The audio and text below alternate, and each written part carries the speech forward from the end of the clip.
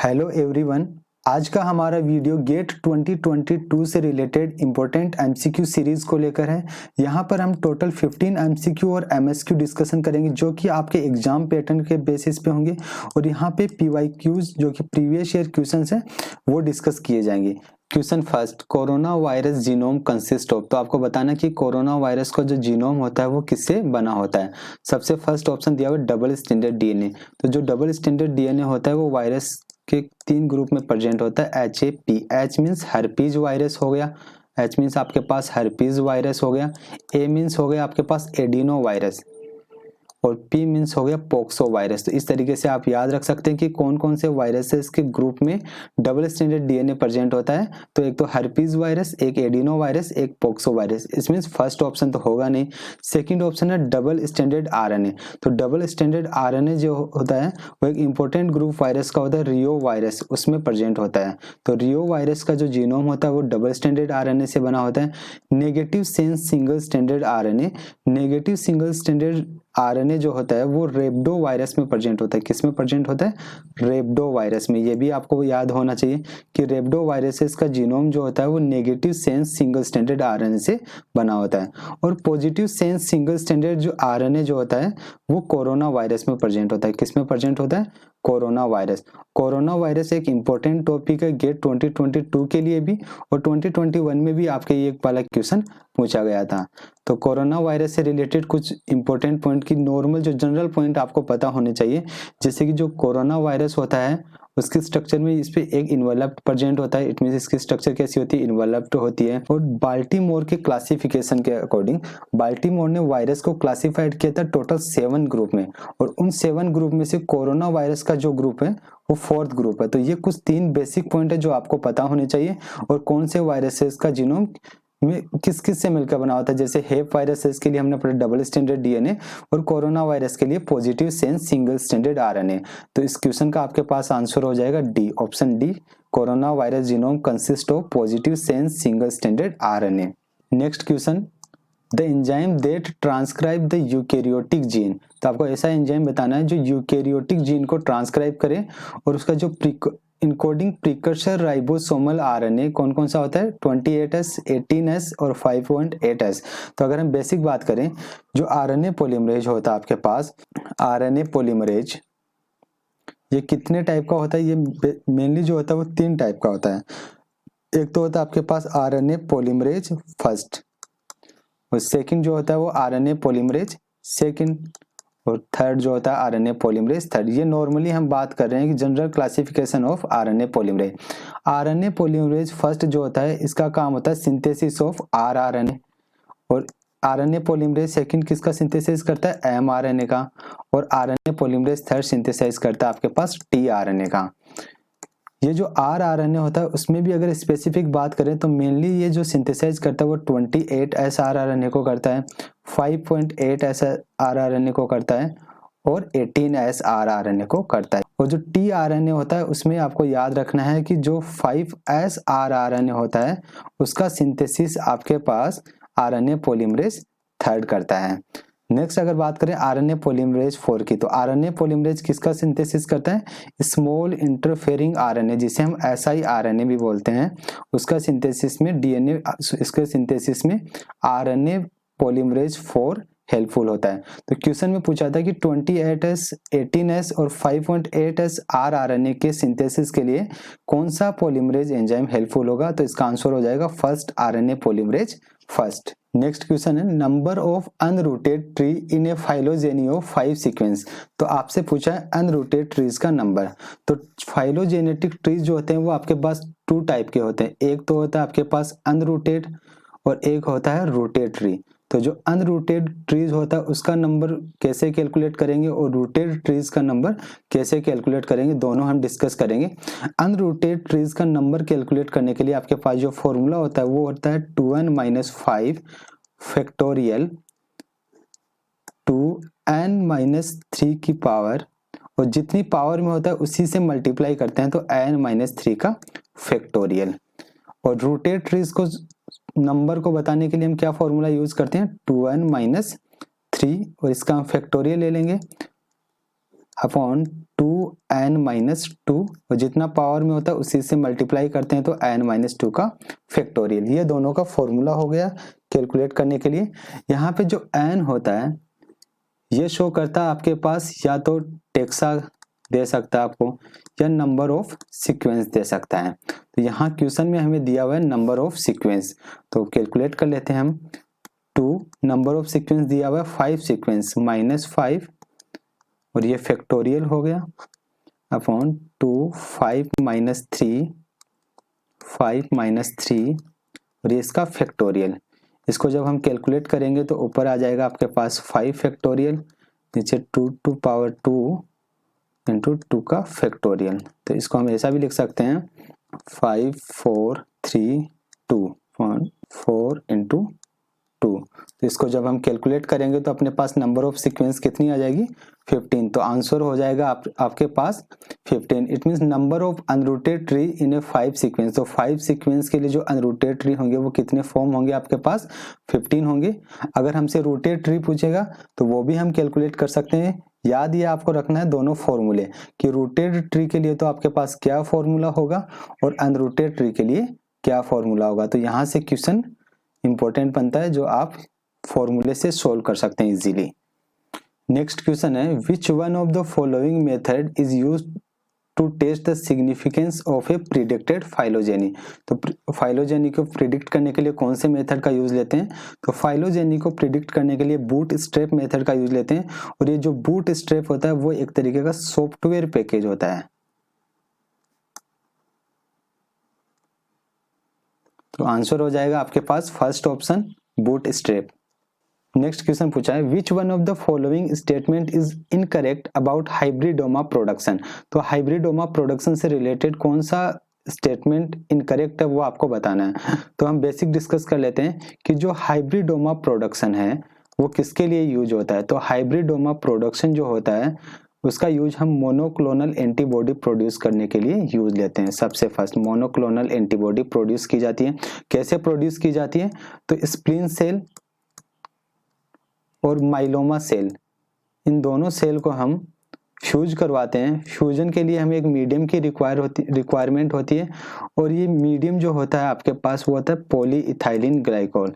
जैसे ये फ्यूज होगी ये सिंथेसाइज करेगी हाइब्रिडोमा का, और ये जो हाइब्रिडोमा होता है उसको सेलेक्ट करने के लिए एक कल्चर मीडियम में हम ग्रोथ करवाते हैं। उस ग्रोथ मीडियम का नाम होता है हेट मीडियम, और हेट मीडियम में H मीन्स होता है आपके पास हाइपोजेंथिन, A मीन्स होता है आपके पास एमिनोप्टेरिन, और T मीन्स होता है आपके पास थाइमिडीन। और ये जो एमिनोप्टेरिन होता है इसके बारे में आपको एक पॉइंट याद रखना है कि ये माइलोमा सेल के डीएनए सिंथेसिस को ब्लॉक कर देता है। तो अब एक एक ऑप्शन हम देखते हैं कि कौन सा ऑप्शन आपके पास सही है और कौन सा ऑप्शन गलत है। फर्स्ट ऑप्शन है hybridoma cell can use hypoxanthine and thymidine. तो ये अपने कल्चर मीडियम के रूप में इन दोनों को यूटिलाइज करती है, तो ऑप्शन फर्स्ट करेक्ट है। Second option DNA synthesis in myeloma cell is blocked by aminopterin, ये स्टेटमेंट भी बिल्कुल सही है।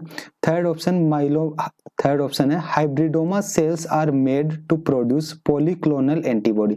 तो ये यहाँ पे गलत हो गया कि हाइब्रिडोमा सेल का यूज हम मोनोक्लोनल एंटीबॉडी को प्रोड्यूस करने के लिए करते हैं। तो ऑप्शन सी है वो आपके पास इनकरेक्ट है। नेक्स्ट है polyethylene glycol is use to fuse myeloma cell to B cell. B cell को माइलोमा सेल से फ्यूज करने के लिए हम पॉलीइथाइलिन ग्लाइकोल का यूज करते हैं। तो इस क्वेश्चन का आंसर आपके पास ऑप्शन सी हो जाएगा जो कि इनकरेक्ट है। Next question which one of the following techniques oblique tools is not used for inserting a foreign into a cell. तो हमें बताना है कि कौन से टूल का यूज हम नहीं करते हैं। तो यहाँ पे टूल दिया हुआ है आपके पास microarray, electroporation, gene gun और माइक्रो इंजेक्शन। तो ये यहाँ पे जो 3 टूल दिए हुए हैं आपके पास इलेक्ट्रोपोरेशन, जीन गन और माइक्रो इंजेक्शन, तीनों का यूज हम ट्रांसजेनिक टेक्नोलॉजी में यूज करते हैं फॉरेन जीन के ट्रांसफर के लिए। तो और जो माइक्रो एरे होता है उसका यूटिलाइजेशन होता है detection of expression of large number of gene. किसके लिए यूज होता है, to detect the large number of to detect the expression of large number of genes। तो यहाँ पे आपके पास जो करेक्ट ऑप्शन हो जाएगा वो हो जाएगा आपके पास option A is the correct answer. Next question, CRISPR Cas system is associated with, तो आपको बताना है कि जो क्रिस्पर केस सिस्टम वो किसके साथ एसोसिएटेड है। तो यहाँ ऑप्शन दिया हुआ है adaptive immunity in eukaryote, adaptive immunity in prokaryote, innate immunity in eukaryote और innate immunity in prokaryote. It means ये बात कर रहा है कि जो क्रिस्पर केस सिस्टम जो होता है आपके पास वो किस प्रिंसिपल पे बेस्ड होता है। तो क्रिस्पर केस सिस्टम का जो प्रिंसिपल होता है वो एडेप्टिव इम्यूनिटी इन प्रोकैरियोट्स पे बेस्ड होता है। तो करेक्ट ऑप्शन हो जाएगा option B adaptive immunity in prokaryotes. Next हम डिस्कस करते हैं next question, the process by which intracellular macromolecules are supplied for lysosomal degradation during nutrient starvation. तो याद रखना आपको इंट्रासेल्युलर की बात कर रहा है। तो यहाँ पे ऑप्शन दिया हुआ है एक एपोप्टोसिस, एक दिया हुआ है ऑटोफेगी, एक होता है फेगोसाइटोसिस, एक दिया हुआ है पिनोसाइटोसिस।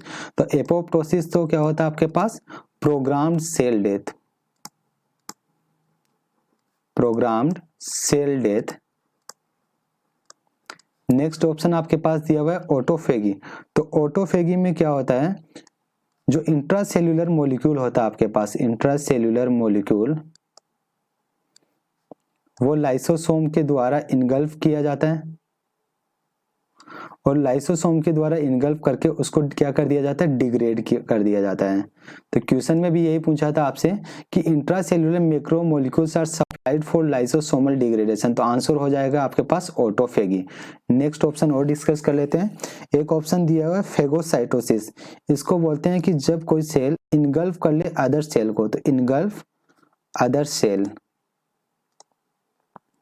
और नेक्स्ट दिया हुआ ऑप्शन पिनोसाइटोसिस, इसका मीन्स होता है इनगल्फ एक्स्ट्रा सेलुलर मॉलिक्यूल, जो सेल के बाहर मॉलिक्यूल होता है उनका इनगल्फ करना, वो क्या होता है pinocytosis. Next question, a protein without its prosthetic group, मतलब protein without its prosthetic group is known as. तो हमें बताना है कि जब प्रोटीन से प्रोस्थेटिक ग्रुप को रिमूव कर देते हैं तो उस प्रोटीन को क्या बोलते हैं। इसके लिए एक बहुत सिंपल सा क्लासिफिकेशन है कि जितने आपके पास एंजाइम होते हैं वो क्या होते हैं, प्रोटीनियस होते हैं नेचर में, इसलिए एंजाइम या प्रोटीन की हम बात करते हैं यहाँ पर। तो जो एंजाइम या प्रोटीन होता है उसे हम क्या बोलते हैं, एपोप्रोटीन, एपोप्रोटीन।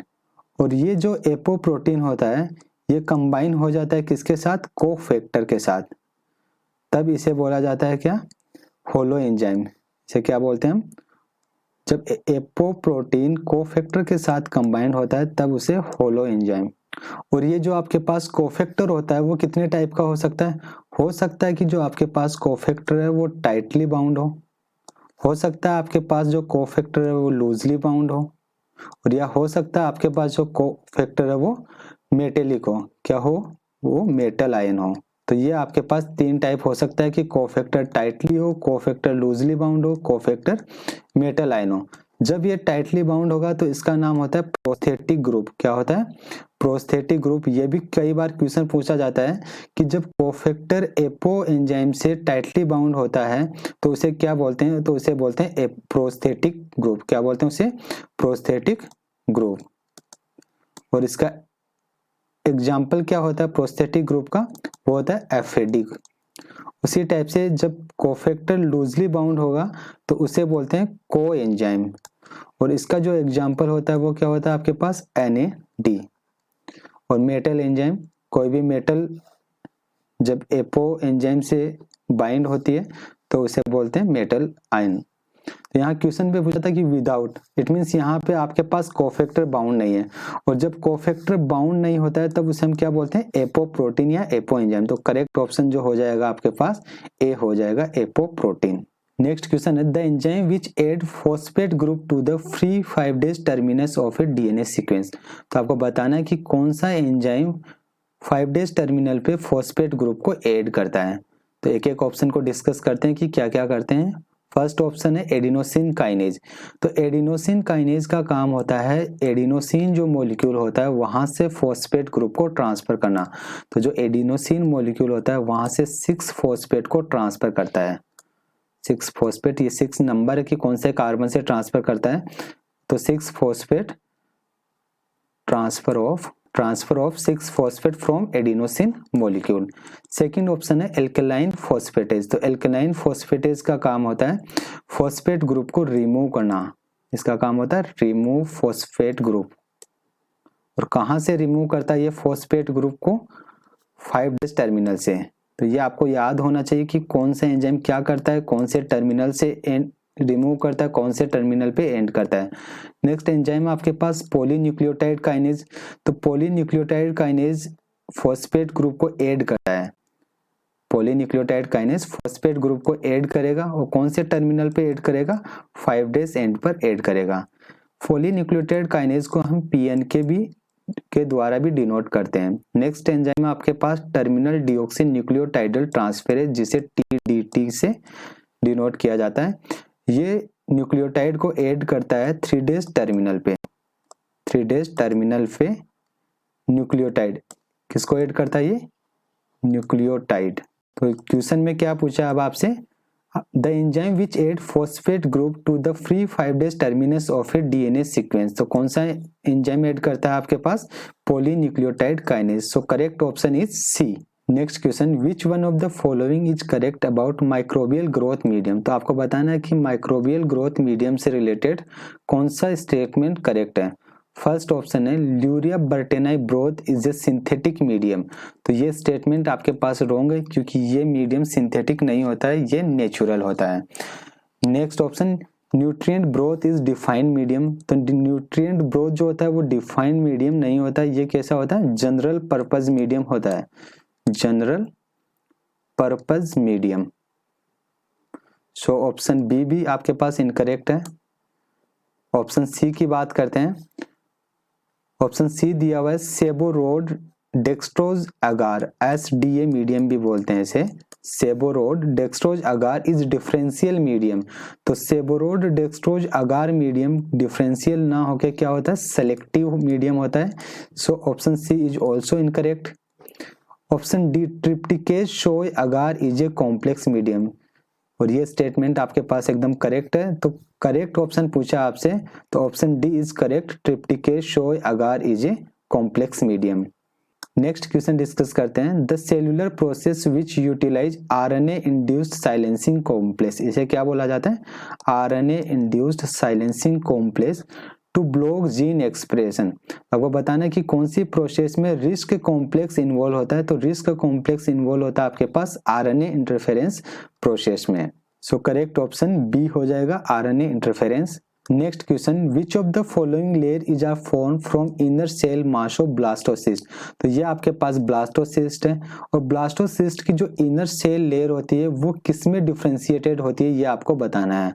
तो ये क्वेश्चन एक MSQ टाइप का क्वेश्चन है, क्योंकि यहाँ पे जो ब्लास्टोसिस्ट होती है वो आपके पास एक्टोडर्म को भी सिंथेसाइज करती है, वो आपके पास एंडोडर्म को भी सिंथेसाइज करती है, वो आपके पास मेसोडर्म को भी सिंथेसाइज करती है।